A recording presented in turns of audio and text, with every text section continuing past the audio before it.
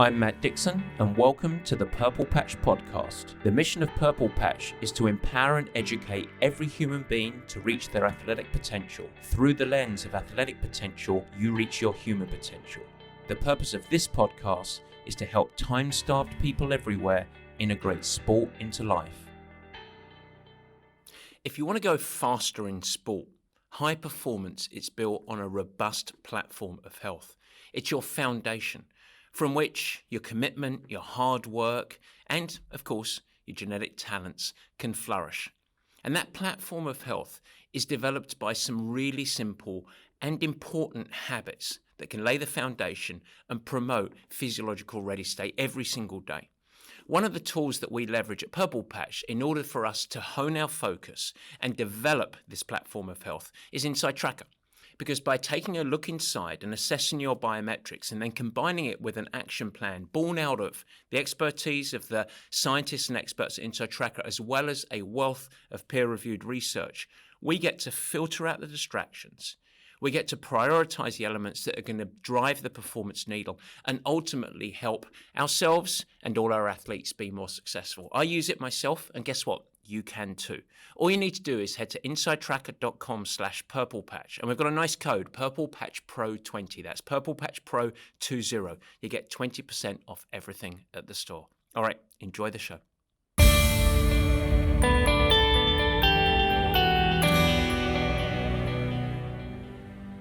And welcome to the Purple Patch Podcast. As ever, your host, Matt Dixon.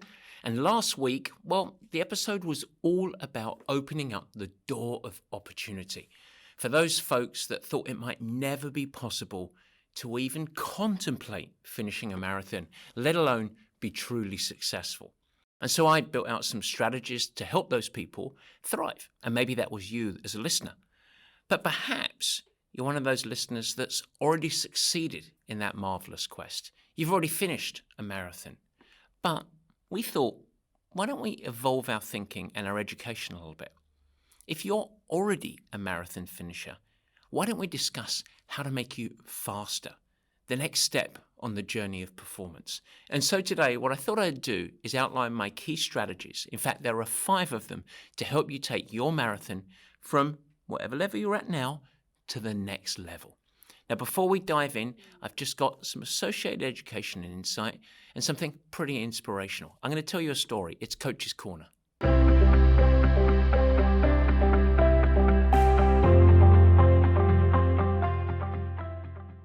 I just want to take this opportunity in Coach's Corner not to dive into more education, but in fact, to tell you a little story. In 2014, I met a lovely young guy called Mohammed Lana. And when Mohammed grew up, he was born without a femur. And so he just had the lower part of his leg essentially coming out of his hip. And when he grew up in his village in Morocco, the local cobbler would simply try and keep his legs even by adding a little base, a platform, to the bottom of his shoes. And year by year, he would extend that platform, often in multicolour. And after a few years, his hips still stable, still 2 legs at the same length, but leaning on, literally, a little step ladder's worth of platforms that were built. It was like a rainbow of colours. Well, Mohammed's life changed because when he came to the US, he got in touch with the Challenged Athletes Foundation, and they provided him with a prosthetic. And in 2014, I got the opportunity to coach Mohammed. And over the next 2 years, he developed as an athlete, and it culminated in him securing the bronze medal at the Paralympic Championships in Rio. It was one of my proudest coaching moments. It was absolutely fabulous. But Mohammed's story is not that unique amongst the Challenged Athletes Foundation. In fact, there are hundreds, if not thousands of stories just like that. And it's not about kids or veterans becoming Paralympic champions or anything like that. It's about opening up access to sport and all of the rewards that come with it. And this is an amazing organization. And now, as we release this podcast, tomorrow we are going to host a huge event at the Purple Patch Performance Center here in San Francisco. We're going to be doing a live bike class with Jan Frodeno, in which you can participate from anywhere in the world. That's going to be incredible fun.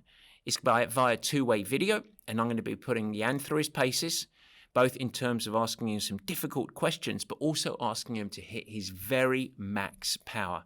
And in fact, Purple Patch is going to donate the same amount of dollars no matter what Jan can hit. Whatever the watt challenge is, whatever his max output is, we will match it in dollars.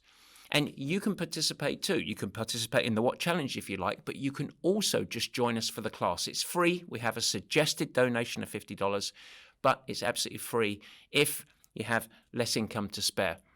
We're also having a magical evening at the Purple Patch Centre with Alistair Brownlee, double Olympic gold medalist, Ashley Gentle, the number one ranked triathlete in the world, female triathlete in the world, and Jan Frodeno. And we're going to be having a fireside chat. We're also going to have the legendary Bob Babbitt there, Mark Allen, 6-time world champion, and a host of other stars. It is going to be a magical night, and it is free to attend. Now, we've only got a handful of tickets left, but if you are in the Bay Area, you'll be welcome to join us. And if you can't participate at all, if you can't join the live bike class, which is accessible from anywhere in the world, 4:30 p.m. Pacific time, on Thursday, June the 6th, if you can't, and then please consider a donation. Our goal, our quest is to try and raise $50,000 in a night and try and change the lives of 4 kids.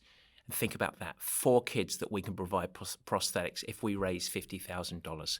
All right, thanks for listening, and I appreciate your consideration. We are going to do the meat and potatoes.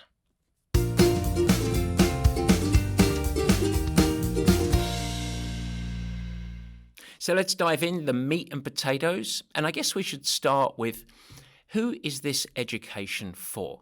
Who am I talking to today? Well, I'm talking to anyone who wants to get faster in either a half marathon or a marathon. In other words, build on your successes so far.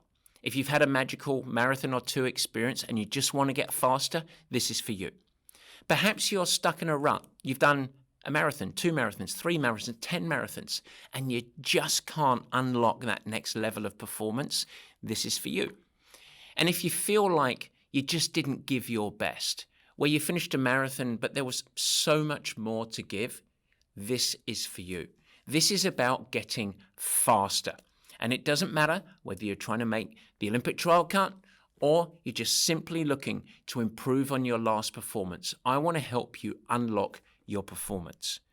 Now, as we go through this, I'm going to only focus my language on marathon. But be aware that 99% of what I'm talking about absolutely applies to the half marathon as well. There's a couple of components that maybe a little shaky on that, but for the most part, to keep my life easier, I'm just going to talk about this in terms of marathon. So with that, let's first, in part 1, frame the challenge. Training for and competing in a marathon. Why is it such a difficult endeavor for anyone? Well, success in a marathon is demanding. And I think that's a part of the appeal.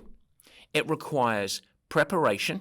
No one succeeds in a marathon distance by accident, and you certainly can't rely on just genetic ability. You have to develop your cardiovascular conditioning. You have to also improve your muscular resilience and endurance. So those 2 systems combine to make you the runner that you're going to be. And layered on that, you probably benefit with some specific training to get you ready for the demands of the event. It also presents a mental challenge. The absolute demand to be able to focus, to actually strategize as you go through. And the vast majority of marathons are going to include certain setbacks along the journey in preparation, as well as adversity on race day. It's really uncommon for any race to just be that perfect race. There is also a pacing demand. How do you distribute your fitness and muscular endurance over the course of the duration of the race to give you the best return possible from it? And then finally, there's a fueling demand.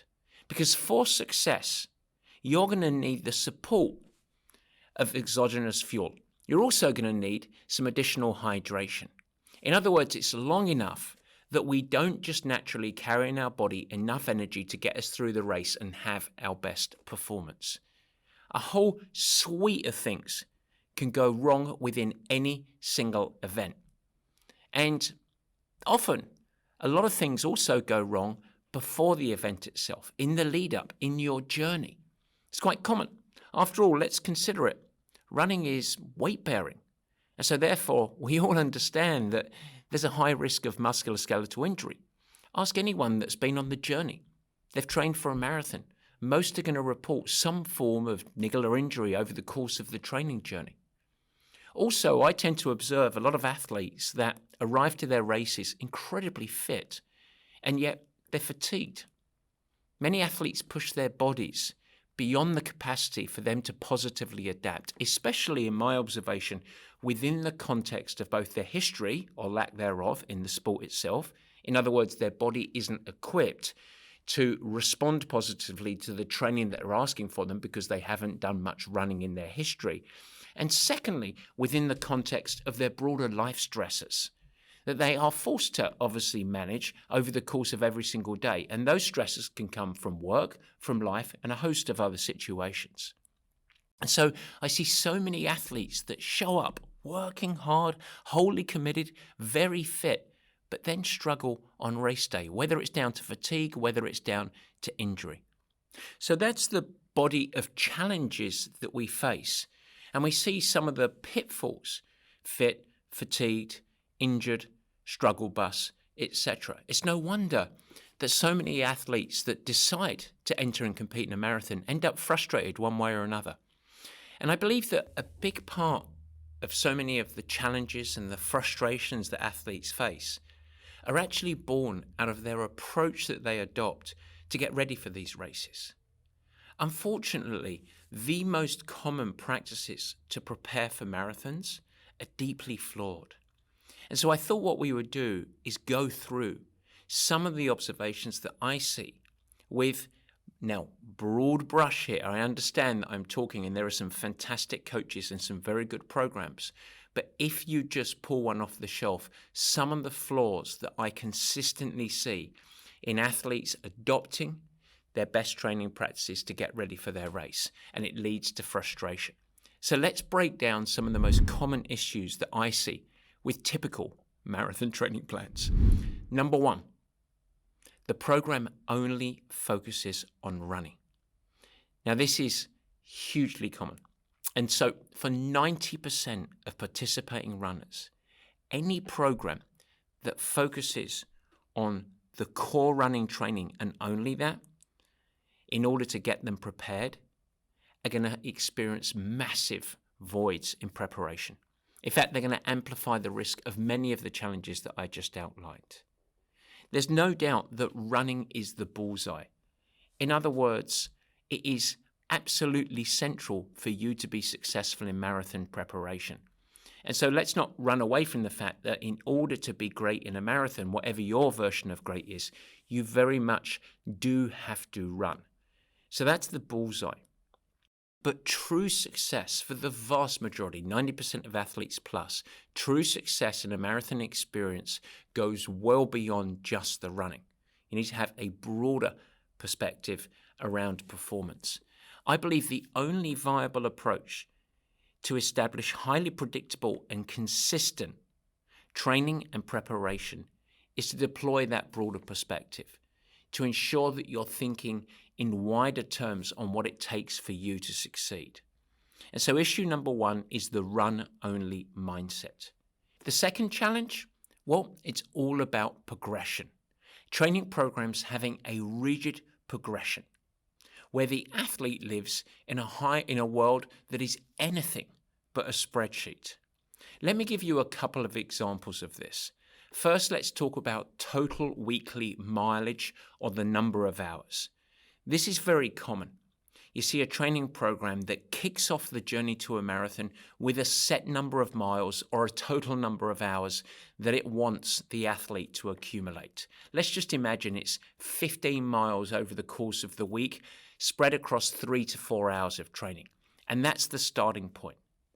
Or looking at the key run that so many people focus on, the longer run of the week, it perhaps starts with a set distance or a set duration in week one. Let's imagine it's 50 minutes or 4 miles. And then there is a very rigid progression of training load After all, that's what the coach or the program can manipulate. And so on a week-to-week basis, it might increase 5 or 10%. And so it goes up from 15 miles to 20 miles to 25 miles to 30 miles to 35 miles and so on and so on. And the long run of the week goes from 50 minutes to 60 minutes to 70 minutes, all the way up to 3.5, 4 hours. It's a progression. And of course, it's all very logical at the basis. You succeed at a certain training load, your body adapts, you progress to a training load, your body adapts, and so on. And so it all perfectly is designed to incrementally progress you until you are at or above the readiness to complete the distance. I absolutely understand the basic thinking here, but this ignores the ebb and flow of the demands of life. And it also doesn't consider the need to occasionally retreat from the progression of training load to allow deeper rejuvenation and adaptations to occur. And so once again, this is a flawed fundamental premise on how to build a marathon training program. The third challenge, too much intensity programmed into the running plan. Now, whether this is via athletes just simply executing their easy runs at too hard of an effort, that's one issue, or the prescription being too much high-intensity training spread across the week in a pursuit of improving an athlete's running speed, it's quite often that if you look at a training program, there's too much intensity.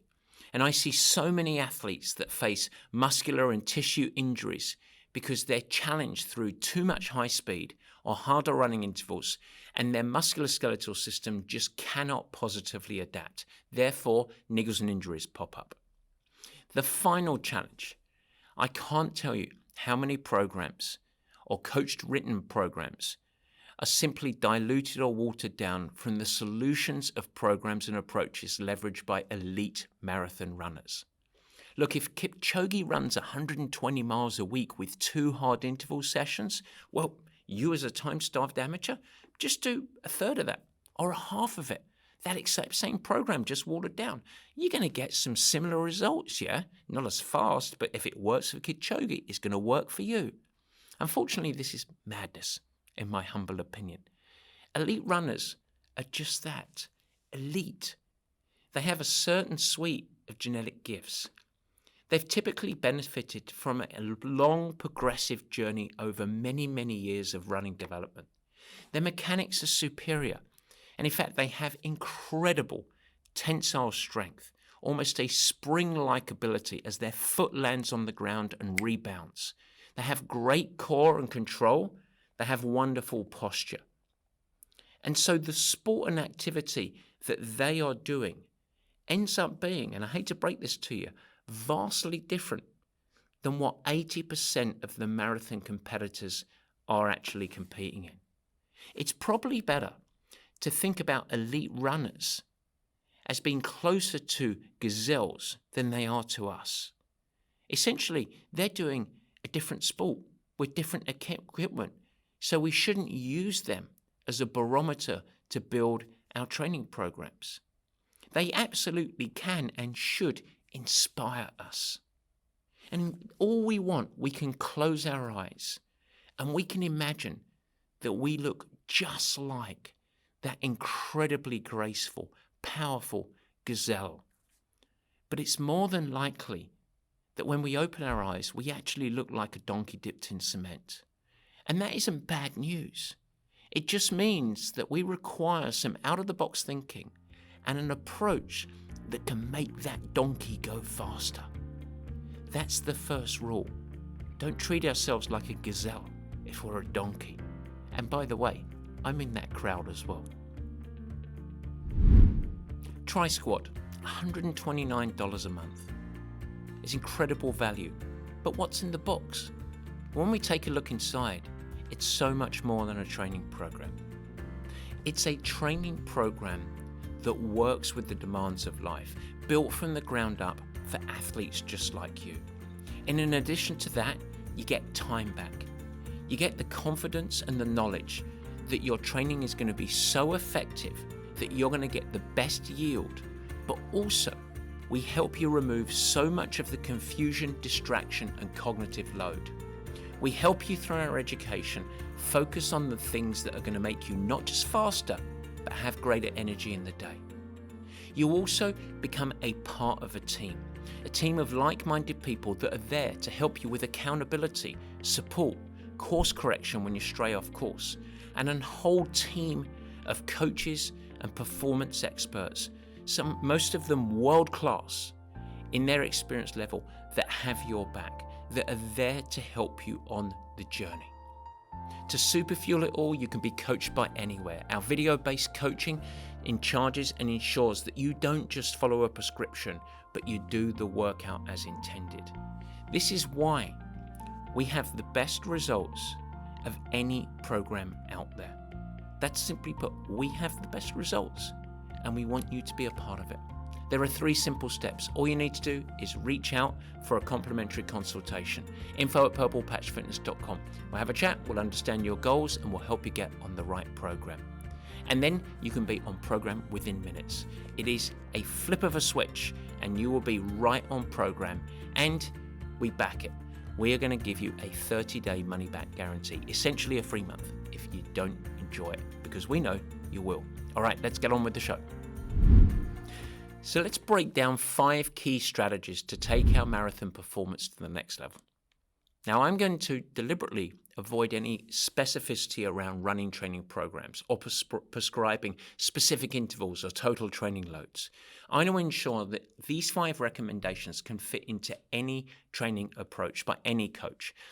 And so this is something that should be able to be leveraged and molded into your own approach to running. But in my experiences, these strategies accomplish a few key elements of success. Number 1, your greatest predictor of performance progression, namely consistency, and by extension, a radically reduced risk of injury or setbacks, no time on the sidelines, in other words. Number 2, you're going to get a boost in the 4 elements that are critical to improve your marathon speed: race day freshness and fitness, increased muscular resilience, a boost in cardiovascular capacity, improved running economy. And then finally, number 3, you're going to get amplified potential of race day success and staying power. So those 3 things wrapped together, that's what we're building these recommendations. So there are 5 of them. Let's dive in. Number 1, ensure that you develop a running lifestyle first and then ramp to a race. This is so important. So many athletes decide to enter a race and think, how many weeks do I need to do to get ready for this marathon? Or where can I pull off the shelf my 16-week marathon program? If you really want to take it to the next level, so many issues occur when you cram for a race. And make no mistake, if you start 16 weeks out, you are cramming for a race. Instead, aim to ramp into a race with a looming deadline off of many, many weeks of work so that you can avoid the risk of fatigue, the risk of injury. So build a massive platform of readiness. In fact, the ramp into a marathon can be much, much shorter than 16 weeks. It can be 8, 9, 10 weeks. But you want to start that from a much higher starting point. If you really want to break to the next level, don't think about preparation lasting 4 months. Instead, embrace the journey, fit running into your lifestyle, build frequency, have fun doing it, maybe do some smaller events, and then once you've really developed the habit and you are highly consistent, then you can turn up the volume and get ready for a race. The second strategy, build all high-intensity conditioning via other disciplines. That's a pretty bold statement. We understand that operating at a higher intensity, especially specific interval-based training, is a catalyst and an important ingredient to any training program. And what I just said there is you should absolutely do it, but you don't have to do it through running. I like athletes to go hard, very hard, at least once or twice every week. In other words, your heart rate is up and it's uncomfortable. Your breathing is labored. It's tough. But you don't have to do this via a running modality.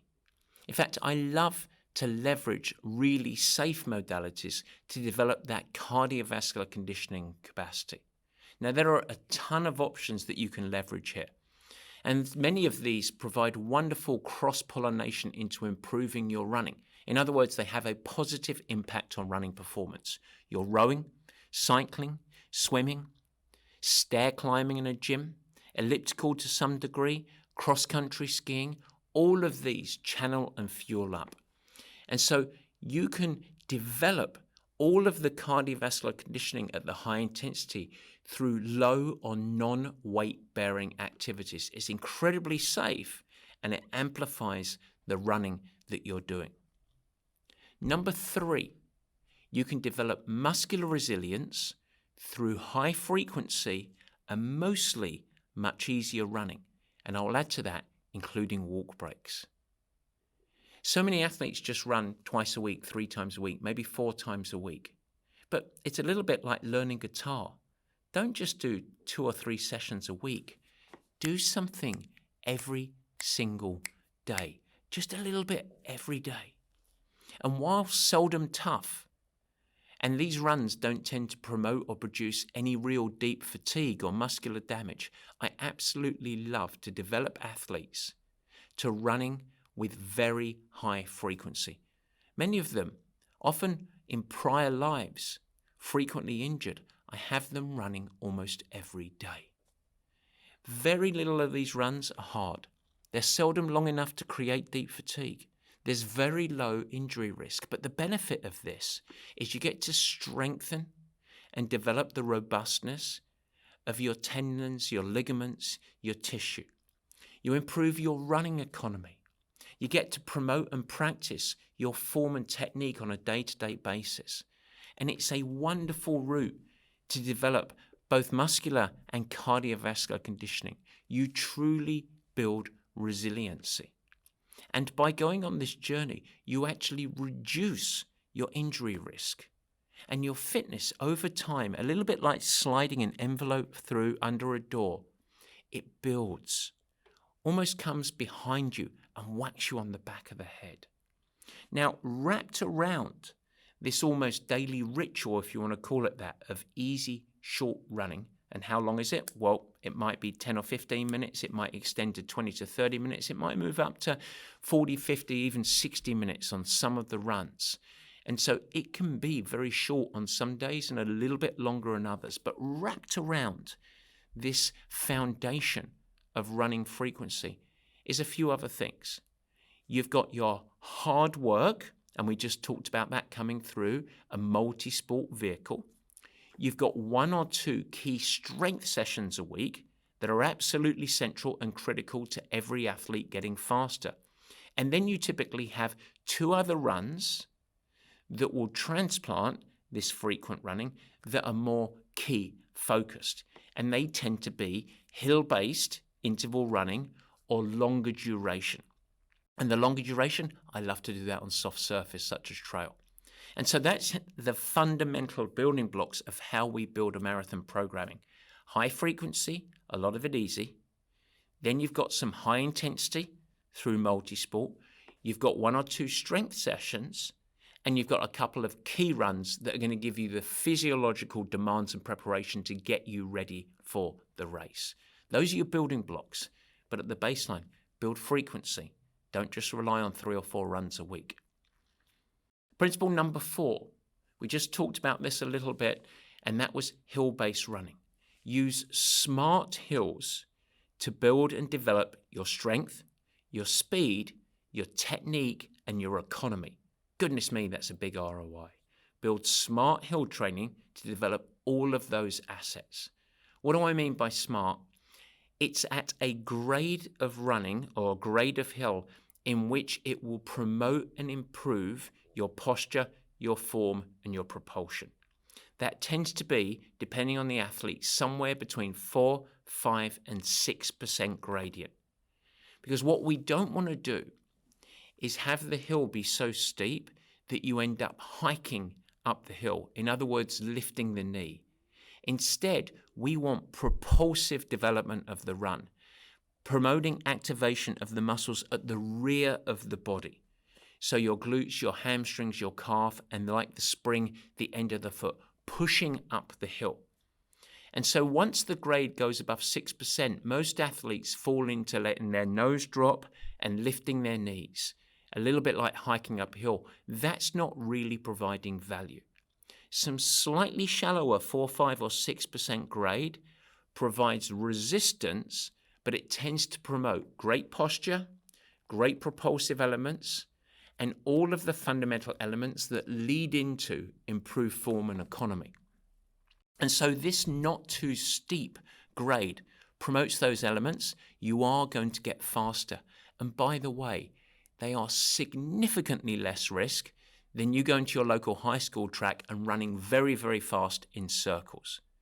One little tool to this as well, at this shallower grade, it's actually really good to run down. You don't need to run down hard, but running down with good form and good leg speed can really promote good minimal ground contact time, but also some muscular resilience in the quads, which in marathon running tend to be the ones that get beaten up a lot. So going uphill as the training stimulus and where it's more demanding, downhill for added resilience and a little bit of leg speed is a really, really good tool. And then strategy number 5 is develop a smart and what I would call modern fueling strategy.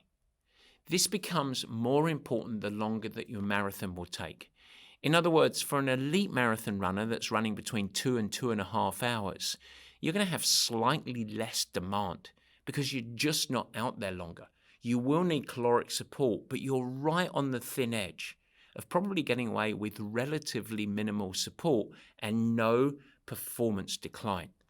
But as soon as you start moving up to 2:45, 3, 3:15, 3:30, 4, 4:30, 5 hours and beyond, then you're going to have an increasing dependence on additional hydration to prevent performance decline and exogenous fuel. In other words, calories that you are consuming often via blocks or gels or that type of thing to ensure your performance can improve. All of the latest research, as well as the observational application, have highlighted a radical shift in fueling for endurance events over the course of the last few years. And what we started to see is a couple of things. Number one, athletes have a greater capacity to absorb calories taken in than we ever thought was possible. And that's because of some latest research that we've seen. Also some training stimulus where you can actually train the gut to improve it, as well as the quality of the products have really improved over the last 4 or 5 years. And so in other words, you can actually absorb more than we thought you could, and that's good. But more than that, we're also seeing a positive performance impact from doing so. In other words, we are seeing athletes do better when they are consuming 60, 70, 80, 90 grams of carbohydrate every hour. Now, it needs to be the right carbohydrate. And you need to add to that hydration with electrolytes in it. When you have hydration with electrolytes and consistent fueling, it will yield faster performance over the course of a marathon, period. And so these 5 strategies are absolutely critical. Fueling, as we talked about it, smart hills, incredibly important and beneficial as we go through, developing muscular resilience through frequency running, get a lot of your high-intensity training through other modalities from running, and make sure that you go the long-term strategy on this. If you're getting ready for a marathon, like a pinball, using 16, 20, 12-week programs, whatever it is, you are going to be in high risk of frustration. Now, I'm going to give you one more coaching bonus here. So we're going to do bonus strategy number 6, and that is to embrace clustered and split runs. Let me dig into this a little bit. Most athletes, understandably, fear being ready for the distance. And it's no surprise we started the show. It's daunting.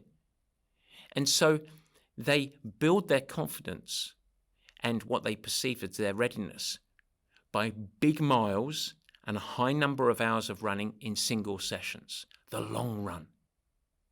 Well, a really smart way for you to build confidence and muscular readiness without the risk is to broaden your perspective. Think about accumulating running miles that you feel are necessary over the course of not just a single run, but maybe 2 sessions in a day, or a cluster of runs over 2 to 3 days, a Friday, Saturday, and Sunday. If you run multiple days in a row and extend that one big run and spread it over 3 days, you can accumulate a marathon or more's worth of running that's all done with your best form, lower risk of injury, probably a slightly faster pace, and you've got the reward of exactly the same, if not better, conditioning, muscular resilience, and freshness. It's going to actually improve the quality of each run. And so the one added bonus of taking this approach is that when you're on the bus on the way to your marathon and you sit down next to you and you meet some guy called Gary from Chicago who's got all of the t-shirts, and he starts talking about himself and finally says to you, by the way, what's your longest run you've done to get ready for this thing? You can have the joy and privilege of saying 12 miles or 14 miles or 16 miles. And he's going to look at you in disgust and think, well, you're not ready. But you can just smile inside, because it's fine for Gary to think you're underprepared, but you'll show up with all of the prerequisites for you to go and have a terrific day. Folks, we've spoken a lot about Tri-Squad, but did you know we also have a Run Squad?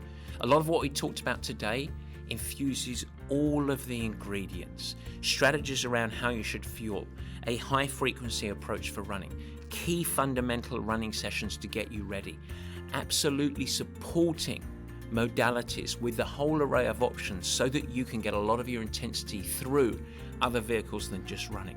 It is a comprehensive running program that is supported by the same set of coaches and experts that we have in our Tri-Squad program.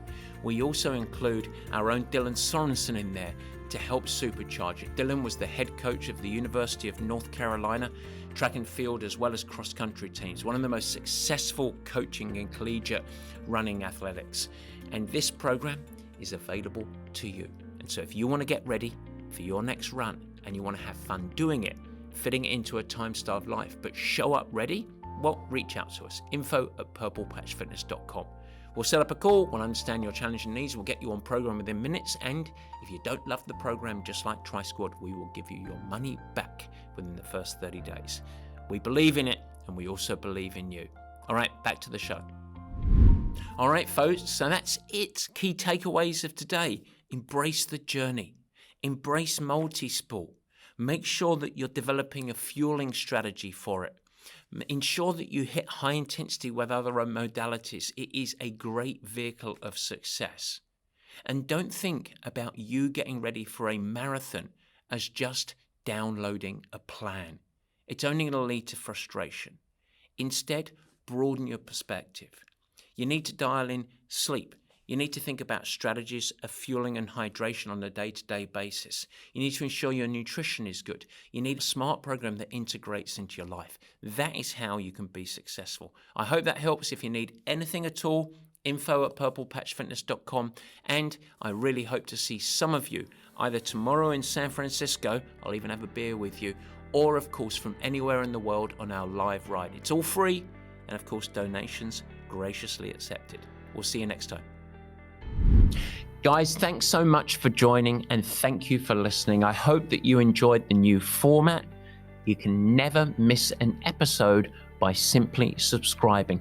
Head to the Purple Patch channel of YouTube and you will find it there, and you could subscribe. Of course, I'd like to ask you, if you will subscribe, also share it with your friends, and it's really helpful if you leave a nice positive review in the comments. Now, any questions that you have, let me know. Feel free to add a comment and I will try my best to respond and support you on your performance journey. And in fact, as we commence this video podcast experience, if you have any feedback at all, as mentioned earlier in the show, we would love your help in helping us to improve. Simply email us at info@purplepatchfitness.com or leave it in the comments of the show at the Purple Patch page, and we will get you dialed in. We'd love constructive feedback. We are in a growth mindset, as we like to call it. And so feel free to share with your friends. But as I said, let's build this together. Let's make it something special. It's really fun. We're really trying hard to make it a special experience. And we want to welcome you into the Purple Patch community. With that, I hope you have a great week. Stay healthy, have fun, keep smiling, doing whatever you do. Take care.